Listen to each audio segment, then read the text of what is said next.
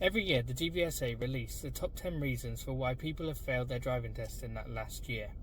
And in the next series of videos, we're going to have a look at those reasons and unpick them a little bit and figure out what you can do to prevent yourself from failing for those reasons.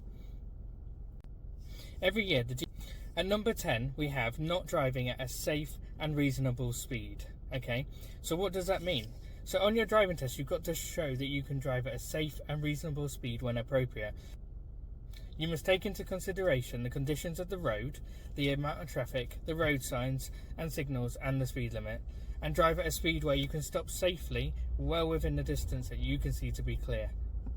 There are a few different reasons and examples of how you could fail the driving test for this.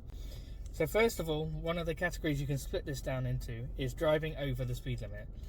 One of the examples of this would be when driving on a road with a temporary speed limit because of roadworks, if you drive faster than that temporary speed limit. So look out for temporary speed limits. So don't just think, oh, I'm on a 40 road, I can carry on at 40 if there's a sign that says you need to slow down to 30.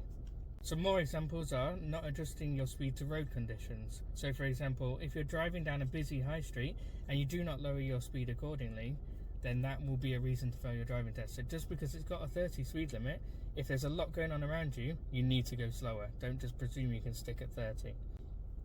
If you are driving in bad weather, such as heavy rain or fog, you also need to lower your speed accordingly. Make sure you are driving safely.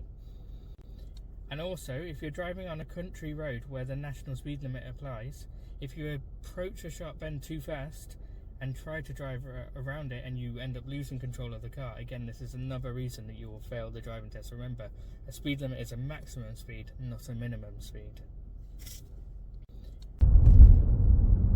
Another example is if you're driving on a 40 road and the speed reduces down to a 30 zone and you drive at 40 past that 30 sign for an unnecessary amount of time. So if you're travelling over that speed limit for longer than is necessary. So sometimes you might find you have to go a little bit over the speed limit initially if somebody is really close behind you and you can't just suddenly slow down. But if you are travelling for longer than you need to, then you will also fail your driving test.